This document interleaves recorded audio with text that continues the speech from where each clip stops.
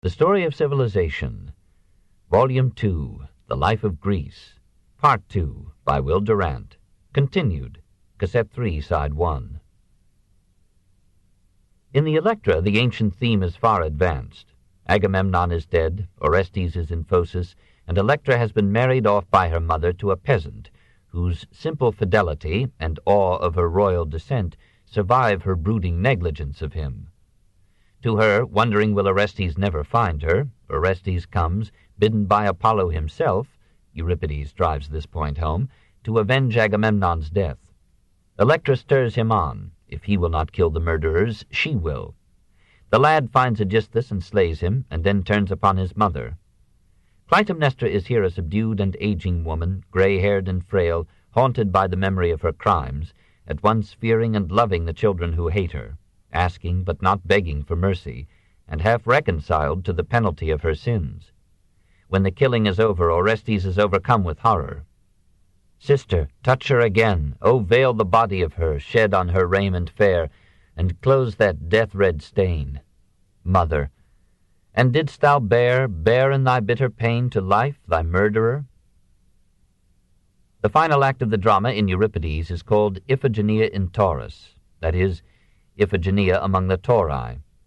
Artemis, it now appears, substituted a deer for Agamemnon's daughter in the pyre at Aulis, snatched the girl from the flames, and made her a priestess at the shrine of Artemis among the half-savage Tauri of the Crimea. The Tauri make it a rule to sacrifice to the goddess any stranger who sets foot unasked upon their shores. And Iphigenia is the unhappy, brooding ministrant who consecrates the victims.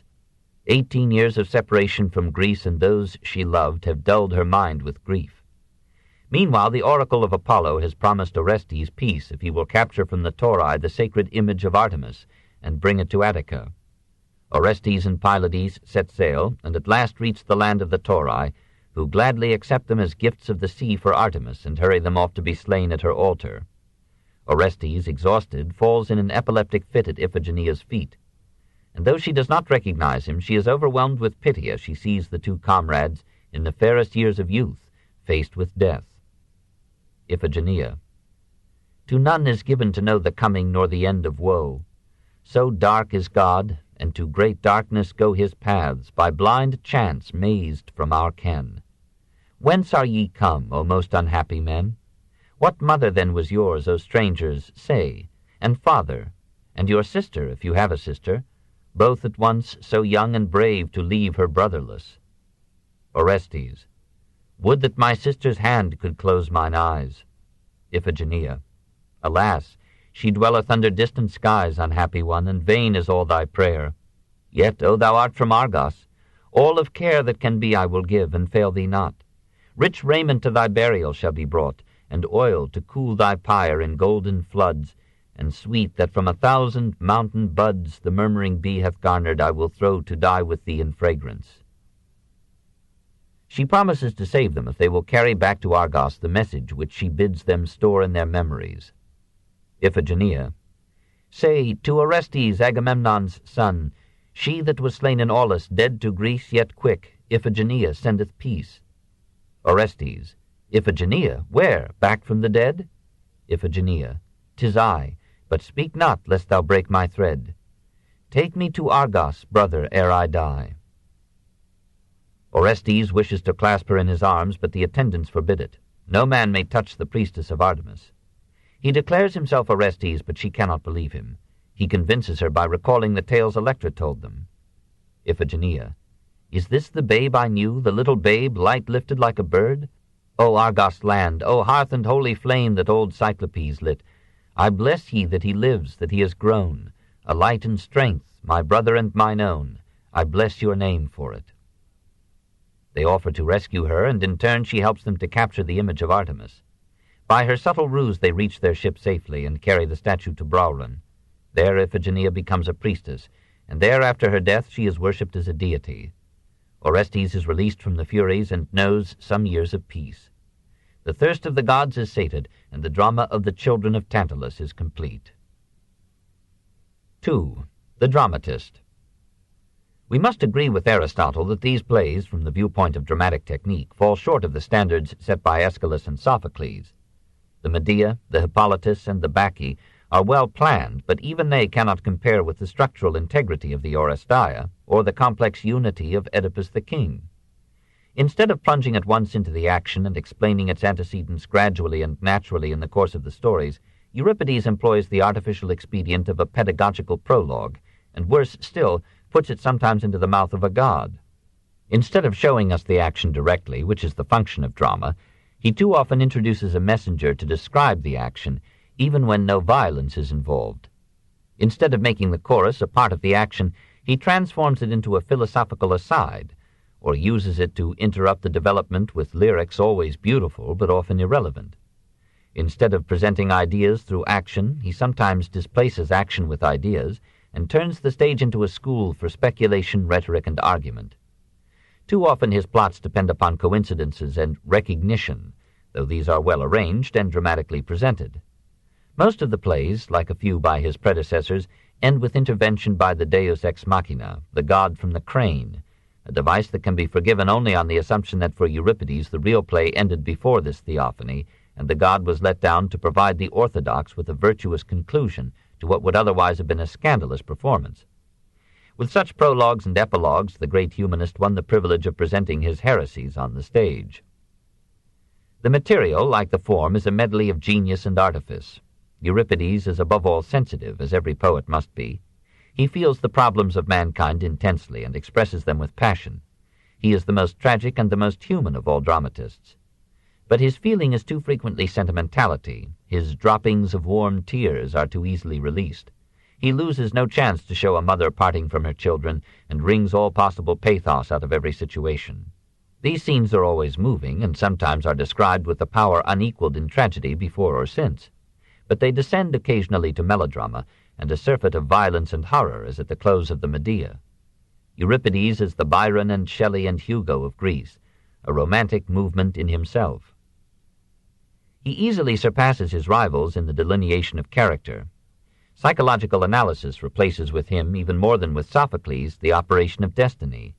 He is never weary of investigating the morals and motives of human conduct. He studies a great variety of men, from Electra's peasant husband to the kings of Greece and Troy. No other dramatist has drawn so many types of women or drawn them with such sympathy. Every shade of vice and virtue interests him and is realistically portrayed. Aeschylus and Sophocles were too absorbed in the universal and eternal to see the temporal and the particular clearly. They created profound types, but Euripides creates living individuals. Neither of the older men, for example, realized Electra so vividly. In these plays, the drama of the conflict with fate yields more and more to the drama of situation and character, and the way is prepared by which, in the following centuries, the Greek stage will be captured by the comedy of manners under Philemon and Menander. 3. The Philosopher. But it would be foolish to judge Euripides chiefly as a playwright. His ruling interest is not dramatic technique, but philosophical inquiry and political reform. He is the son of the sophists, the poet of the Enlightenment, the representative of the radical younger generation that laughed at the old myths, flirted with socialism, and called for a new social order in which there should be less exploitation of man by man, of women by men, and of all by the state. It is for these rebel souls that Euripides writes. For them he adds his skeptical innuendos and inserts 1,000 heresies between the lines of supposedly religious plays. He covers his tracks with pious passages and patriotic odes. He presents a sacred myth so literally that its absurdity is manifest, and yet his orthodoxy cannot be impeached. He gives the body of his plays over to doubt, but surrenders the first and last words to the gods. His subtlety and brilliance, like those of the French encyclopedists, is due in some part to the compulsion laid upon him to speak his mind while saving his skin. His theme is that of Lucretius, tantum religio potuit suadere malorum.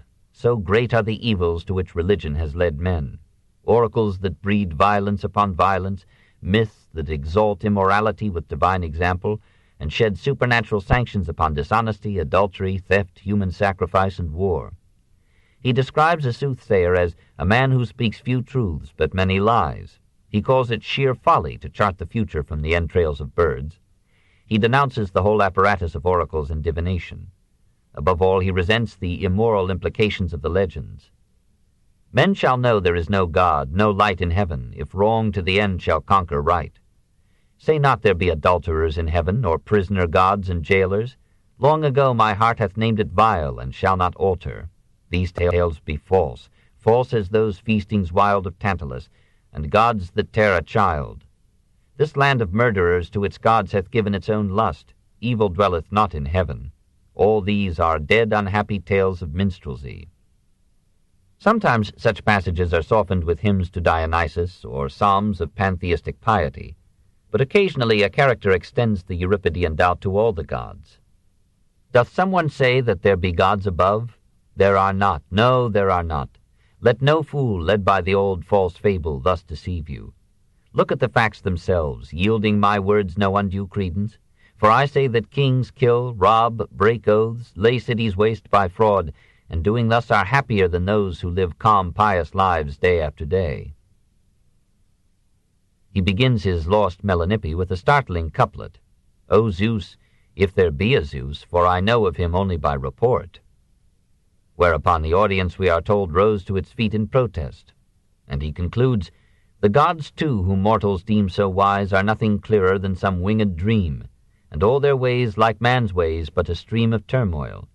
He who cares to suffer least, not blind, as fools are blinded by a priest, goes straight to what death those who know him know. Fortunes of men, he thinks, are the result of natural causes, or of aimless chance. They are not the work of intelligent, supernatural beings. He suggests rational explanations of supposed miracles. Alcestis, for example, did not really die, but was sent off to burial while still alive. Heracles caught up with her before she had time to die. He does not clearly tell us what his belief is, perhaps because he feels that the evidence does not lend itself to clear belief. But his most characteristic expressions are those of the vague pantheism that was now replacing polytheism among the educated Greeks. Thou deep base of the world, and thou high throne above the world, whoe'er thou art, unknown and hard of surmise, chain of things that be, or reason of our reason, God, to thee I lift my praise, seeing the silent road that bringeth justice ere the end be trod to all that breathes and dies. Social justice is the minor theme of his songs. Like all sympathetic spirits, he longs for a time when the strong will be more chivalrous to the weak, and there will be an end to misery and strife. Even in the midst of war, with all its compulsion to a patriotic belligerency, he presents the woes and horrors of war with unsparing realism. How are ye blind, ye treaders down of cities, ye that cast temples to desolation, and lay waste tombs, the untrodden sanctuaries where lie the ancient dead, yourselves so soon to die. He gnaws his heart out at the sight of Athenians fighting Spartans for half a century, each enslaving the other, and both killing off their best, and he indites in a late play a touching apostrophe to peace. O peace, thou givest plenty as from a deep spring. There is no beauty like unto thine, no, not even among the blessed gods. My heart yearneth within me, for thou tarriest. I grow old, and thou returnest not. Shall weariness overcome mine eyes before they see thy bloom and thy comeliness? When the lovely songs of the dancers are heard again, and the thronging feet of them that wear garlands, shall gray hairs and sorrow have destroyed me utterly? Return, thou Holy One, to our city. Abide not far from us, thou that quencheth wrath. Strife and bitterness shall depart if thou art with us. Madness and the edge of the sword shall flee from our doors.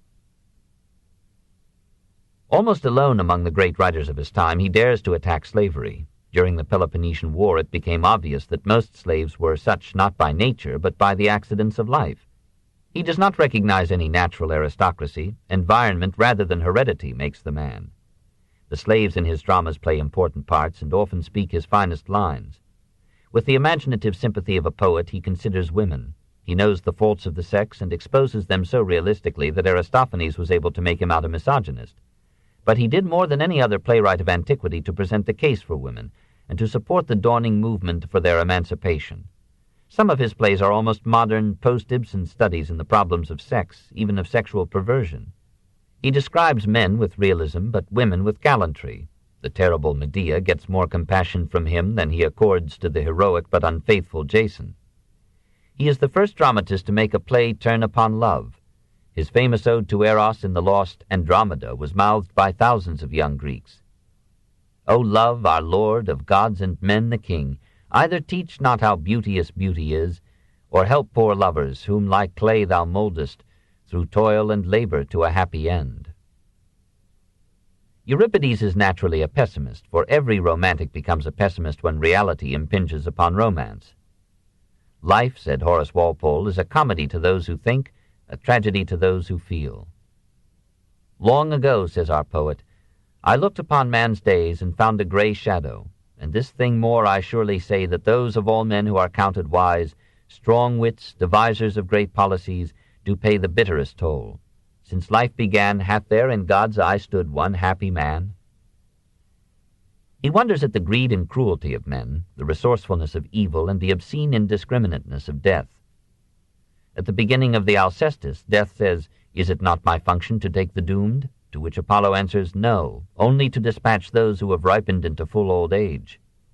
When death comes after life has been fully lived, it is natural and does not offend us. We should not lament our fate if, like the harvests that follow each other in the passage of the years, one generation of men after another flowers, fades, and is carried off. So it is ordered in the course of nature, and we must not be dismayed by anything that is rendered inevitable by her laws. His conclusion is Stoicism. Do thou endure as men must, chafing not.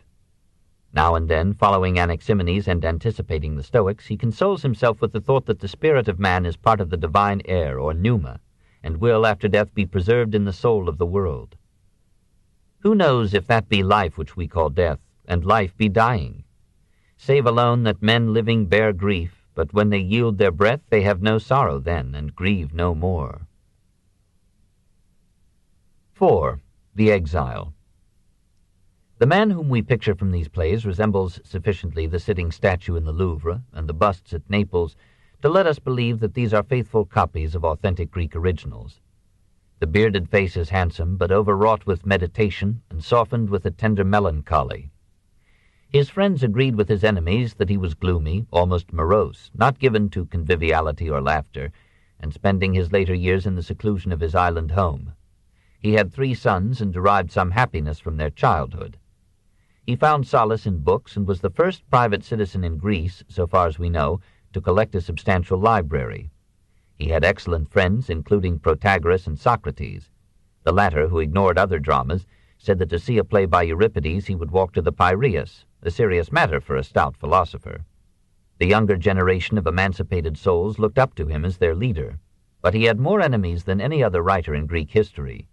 The judges, who felt themselves bound, presumably, to protect religion and morals from his skeptical arrows, crowned only 5 of his efforts with victory. Even so, it was liberal of the Archon Basilius to admit so many Euripidean plays to a religious stage. Conservatives in all fields looked upon the dramatist as responsible with Socrates for the growth of unbelief among Athenian youth. Aristophanes declared war upon him at the outset in the Acharnians, satirized him with hilarious caricature in the Thesmophoriazusi, and in the year after the poet's death continued the attack in the Frogs. Nevertheless, we are told the tragic and the comic dramatist were on friendly terms to the end. As for the audience, it denounced his heresies and crowded to his plays. When, at line 612 of the Hippolytus, the young hunter said, "My tongue hath sworn, but my mind remains unbound," the crowd protested so loudly against what seemed to be an outrageously immoral proposition that Euripides had to rise in his seat and comfort them with the assurance that Hippolytus would suffer edifyingly before the story closed, a safe promise for almost any character in Greek tragedy. About 410 he was indicted on a charge of impiety, and soon afterward Hygienon brought against him another suit, involving much of the poet's fortune, and adduced Hippolytus's line as proof of Euripides's dishonesty. Both accusations failed, but the wave of public resentment that met the Trojan women led Euripides to feel that he had hardly a friend left in Athens. Even his wife, it is said, turned against him because he could not join in the martial enthusiasm of the city. In 408, at the age of 72, he accepted the invitation of King Archelaus to be his guest in the Macedonian capital. At Pella, under the protection of this Frederick, who had no fears for the orthodoxy of his people, Euripides found peace and comfort. There he wrote the almost idyllic Iphigenia in Aulis and the profound religious play The Bacchae. 18 months after his arrival he died, attacked and dismembered, said pious Greeks, by the royal hounds. A year later, his son produced the two dramas at the city Dionysia, and the judges gave them the first prize. Even modern scholars have thought the Bacchae was Euripides' apology to Greek religion, and yet the play may have been intended as a bitter allegory of Euripides' treatment by the public of Athens. It is the story of how Pentheus, king of Thebes, was torn to pieces by a mob of female Dionysian orgiasts, led by his own mother Agave, because he had denounced their wild superstition and intruded upon their revelry. It was no invention. The tale belonged to the religious tradition. The dismemberment and sacrifice of an animal, or of any man who dared to attend the ceremonies, was part of the Dionysian rite. And this powerful drama, by returning for its plot to the legend of Dionysus, bound Greek tragedy at its culmination with Greek tragedy at its birth. The play was composed among the Macedonian mountains, which it describes in lyrics of unfailing power. And perhaps it was intended for performance in Pella, where the Bacchic cult was especially strong. Euripides enters with surprising insight into the mood of religious ecstasy and puts into the mouths of the Bacchantes psalms of passionate devotion. It may indeed be that the old poet had gone to the limits of rationalism and beyond it, and recognized now the frailty of reason and the persistency of the emotional needs of women and men. But the story does dubious honor to the Dionysian religion. Its theme is once more the evils that may come of superstitious creeds. The god Dionysus visits Thebes in disguise as a Bacchus, or incarnation of himself, and preaches the worship of Dionysus. The daughters of Cadmus reject the message. He hypnotizes them into pious ecstasy, and they go up into the hills to worship him with wild dances. They clothe themselves with the skin of animals, girdle themselves with snakes, crown themselves with ivy, and suckle the young of wolves and deer. The Theban king Pentheus opposes the cult as hostile to reason, morals, and order, and imprisons its preacher, who bears his punishment with Christian gentleness. But the god in the preacher asserts himself, opens the prison walls, and uses his miraculous power to hypnotize the young ruler. Under this influence, Pentheus dresses himself as a woman, climbs the hills, and joins the revelers. The women discover that he is a man and tear him limb from limb. His own mother, drunk with possession, carries Pentheus's severed head in her hands, thinking it the head of a lion, and sings a song of triumph over it. When she comes to her senses and sees that it is the head of her son, she is revolted with the cult that intoxicated her. And when Dionysus says, "Ye mocked me, being God, this is your wage," she answers, "Should God be like a proud man in his rage?" The last lesson is the same as the first. Even in his dying play, the poet remained Euripides. After his death, he achieved popularity even in Athens. The ideas for which he had fought became the dominant conceptions of the following centuries, and the Hellenistic age looked back to him and to Socrates as the greatest intellectual stimuli that Greece had ever known. He had dealt with living problems rather than dead tales of minstrelsy, and it took the ancient world a long time to forget him. The plays of his predecessors slipped into oblivion, while his own were repeated in every year, and wherever the Greek world had a stage. When, in the collapse of that expedition to Syracuse in 415, whose failure had been forecast in the Trojan women, the captive Athenians faced a living death as chained slaves in the quarries of Sicily, those were given their freedom, Plutarch tells us, who could recite passages from the plays of Euripides. The new comedy molded itself upon his dramas and grew out of them. One of its leaders, Philemon, said, "If I were sure that the dead have consciousness, I would hang myself to see Euripides." The revival of skepticism, liberalism, and humanitarianism in the 18th and 19th centuries made Euripides almost a contemporary figure, more modern than Shakespeare. All in all, only Shakespeare has equaled him, and Goethe did not think so. Have all the nations of the world since Euripides, asked Goethe of Eckermann, produced one dramatist worthy to hand him his slippers? Not more than one. 6. Aristophanes. 1. Aristophanes and the War.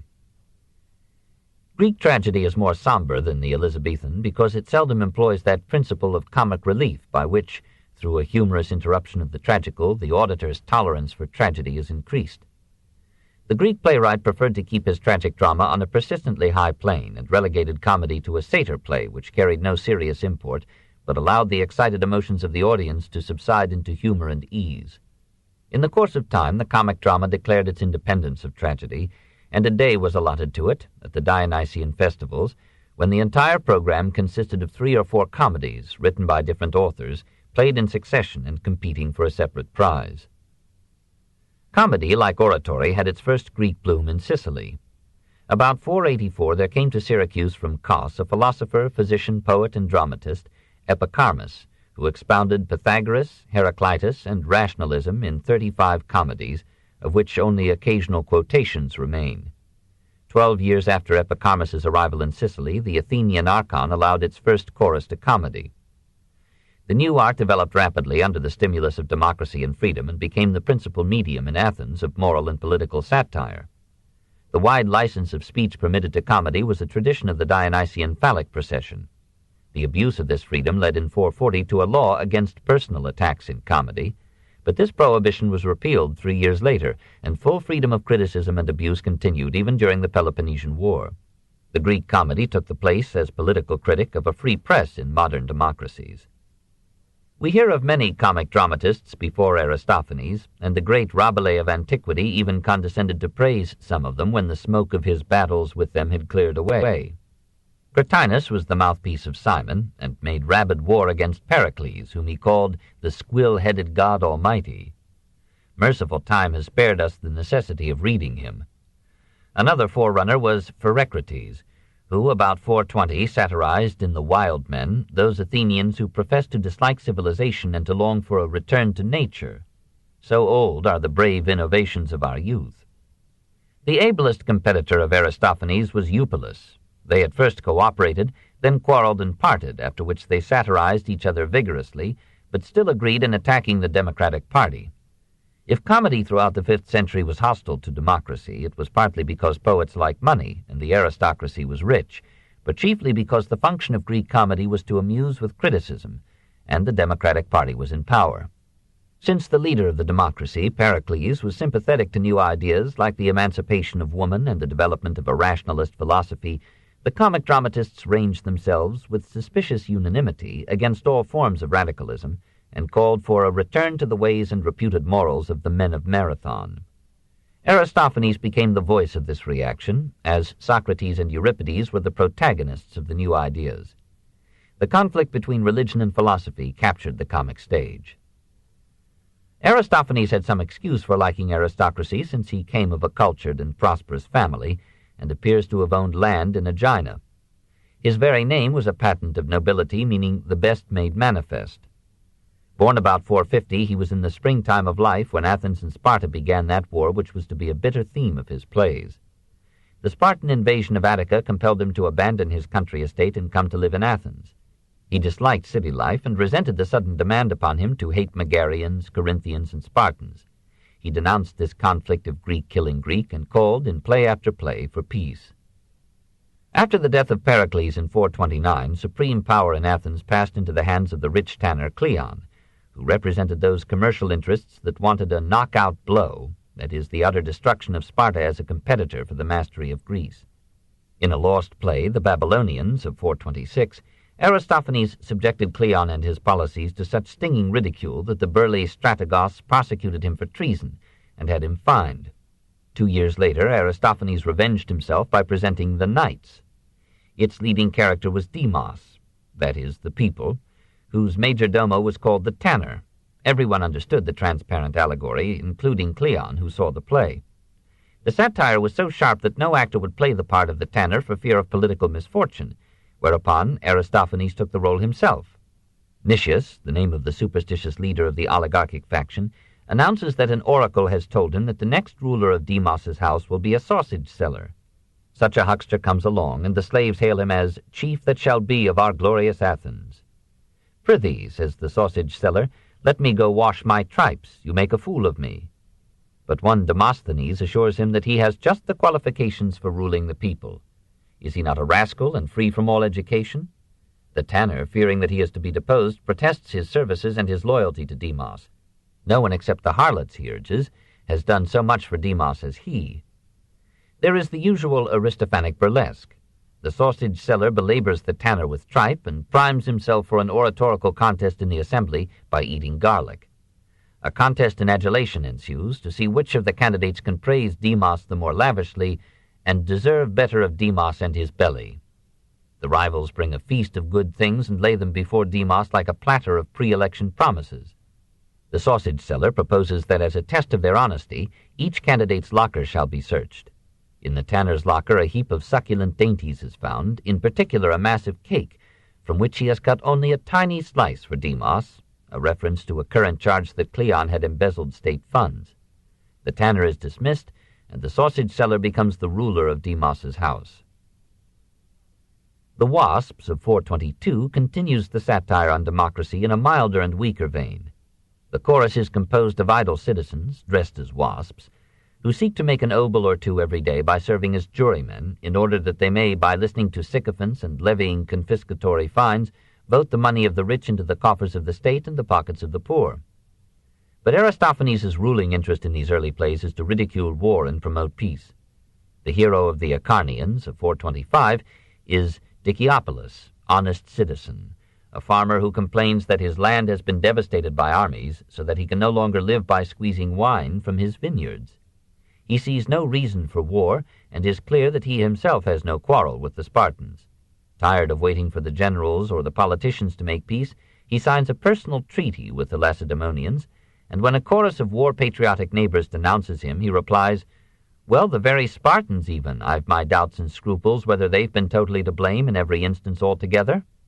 Chorus: "Not to blame in every instance? Villain, vagabond, how dare ye, talking treason to our faces, to suppose that we will spare ye?" He agrees to let them kill him if he cannot prove that Athens is as much to blame for the war as Sparta. His head is laid upon a chopping block, and he begins his argument. Presently an Athenian general enters, defeated, blustering, and profane. The chorus is disgusted with him and releases Diciopolis, who pleases all by selling a wine called peace. It was a play of considerable audacity, possible only among a people trained to hear the other side. Taking advantage of the parabasis or digression in which the custom of comedy allowed the author to address the audience through the chorus or one of the characters, Aristophanes explained his function as a comic gadfly among the Athenians. Never since our poet presented comedies has he praised himself upon the stage, but he maintains that he has done you much that is good. If you no longer allow yourselves to be too much hoodwinked by strangers or seduced by flattery, if in politics you are no longer the ninnies you once were, it is thanks to him. Formerly, when delegates from other cities wanted to deceive you, they had but to style you the people crowned with violets. At the word violets, you at once sat erect on the tips of your bums. Or, if to tickle your vanity someone spoke of rich and sleek Athens, he would get all, because he spoke of you as he would have of anchovies in oil. In cautioning you against such wiles, the poet has done you great service. In the peace of 421, the poet was triumphant. Cleon was dead, and Nicias was about to sign for Athens a treaty pledging peace and friendship with Sparta for 50 years. But a few years later hostilities were resumed, and in 411 Aristophanes, abandoning hope in his fellow citizens, invited the women of Greece to end the bloodshed. As the Lysistrata opens, the ladies of Athens, while their men are still asleep, gather at dawn in council near the Acropolis. They agree to withhold the comforts of love from their spouses until these come to terms with the enemy, and they send an embassy to the women of Sparta to invite their cooperation in this novel campaign for peace. The men, awake at last, call to the women to come home.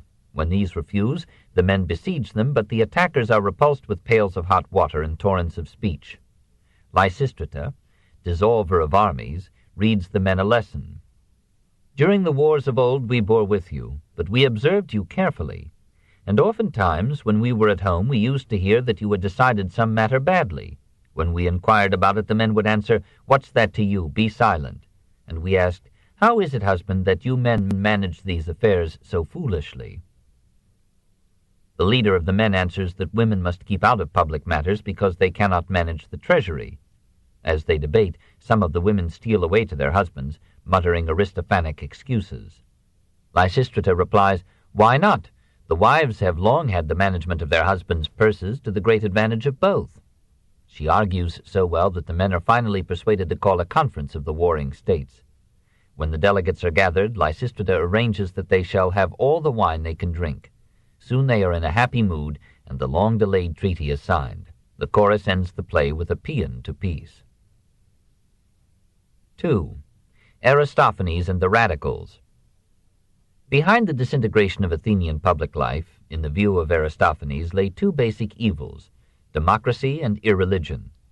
He agreed with Socrates that the sovereignty of the people had become a sovereignty of politicians, but he was convinced that the skepticism of Socrates, Anaxagoras, and the Sophists had helped to loosen those moral bonds which had once made for social order and personal integrity.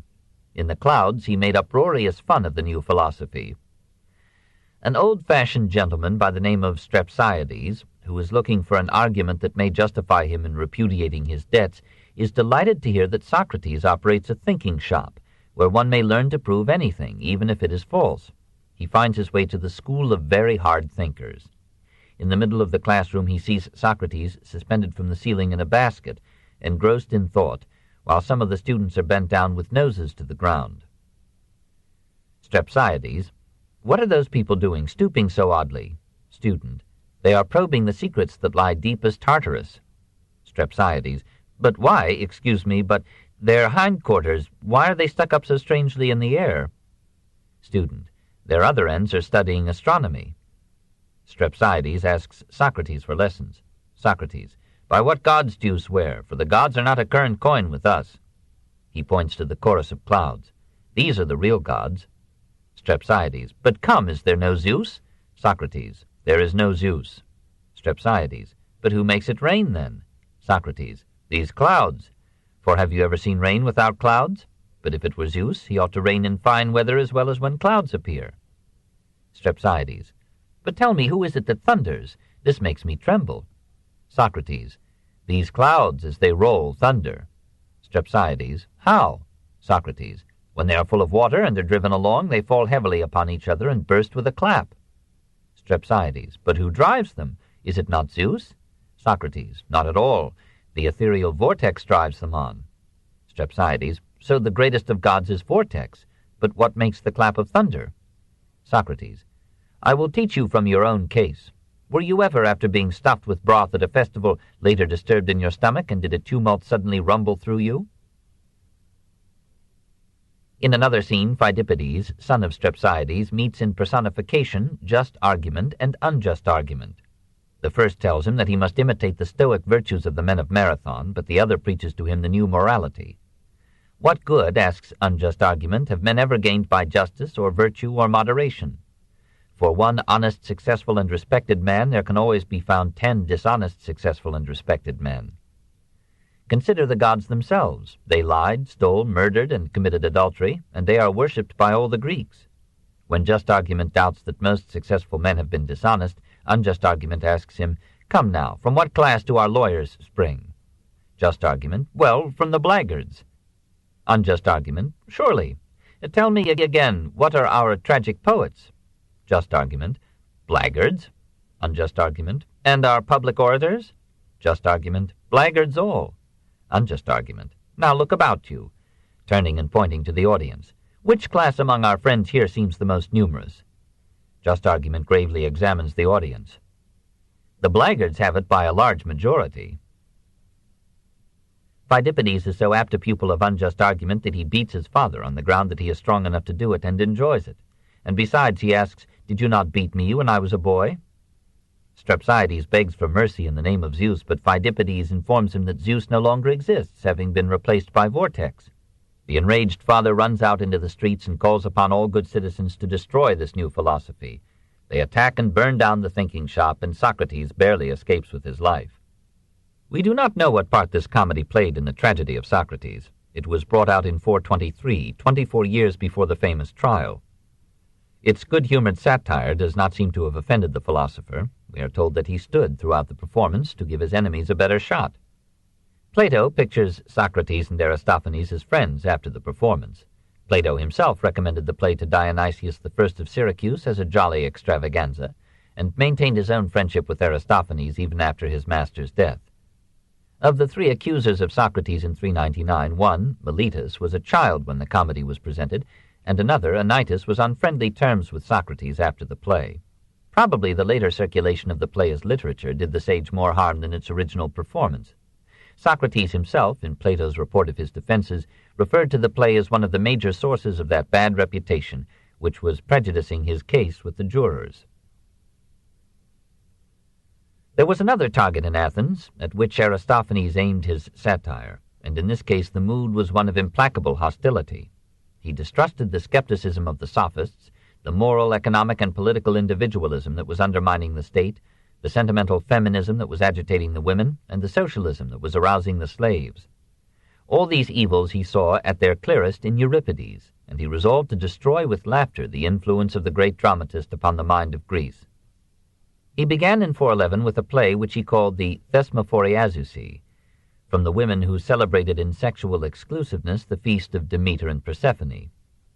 The assembled devotees discuss the latest quips of Euripides against their sex and plan revenge. Euripides gets wind of the proceedings and persuades his father-in-law, Mnesilicus, to dress as a woman and enter the meeting to defend him. The first complainant alleges that the tragic dramatist has deprived her of a living. Formerly she made wreaths for the temples, but since Euripides has shown that there are no gods, the temple business has been ruined. Mnesilicus defends Euripides on the ground that his worst sayings about women are visibly and audibly true, and are mild compared with what women themselves know to be their faults. The ladies suspect that this traducer of the sex cannot be a woman. They tear off Mnesilicus's disguise, and he saves himself from dismemberment only by snatching a babe from a woman's arms and threatening to kill it if they touch him. As they nevertheless attack him, he unwraps the child and finds that it is a wineskin disguised to escape the collector of internal revenue. He proposes to cut its throat just the same, much to the distress of its owner. "Spare my darling," she cries, "or at least bring a bowl, and if it must die, let us catch its blood." Mnesilicus solves the problem by drinking the wine, and meanwhile sending an appeal to Euripides for rescue. Euripides appears in various parts from his plays, now as Menelaus, now as Perseus, now as Echo, and finally arranges Mnesilicus's escape. The Frogs of 405 returns to the assault despite Euripides' death. Dionysus, god of the drama, is dissatisfied with the surviving playwrights of Athens and descends to Hades to bring back Euripides. As he is ferried over to the lower world, a choir of frogs greets him with a croaking chorus that must have provided a month's catchword for young Athenians. Aristophanes pokes much fun at Dionysus in passing and boldly parodies the mysteries of Eleusis. When the god arrives in Hades, he finds Euripides attempting to unseat Aeschylus as king of all dramatists.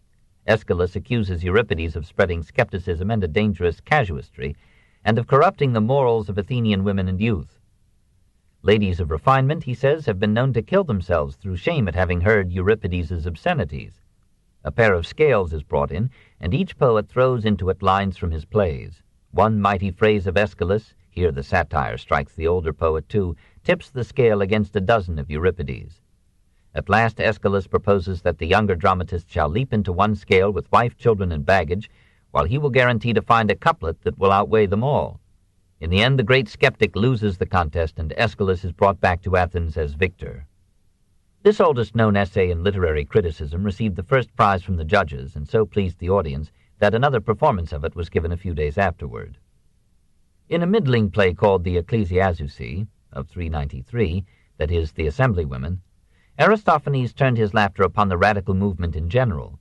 The ladies of Athens disguise themselves as men, pack the assembly, outvote their husbands, brothers, and sons, and elect themselves rulers of the state.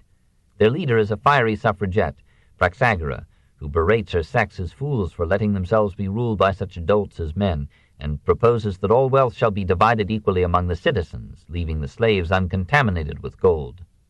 The attack upon Utopia takes a more graceful form in Aristophanes' masterpiece, The Birds of 414. This book is continued at this point on the other side of this cassette. Please reverse or turn the cassette over now.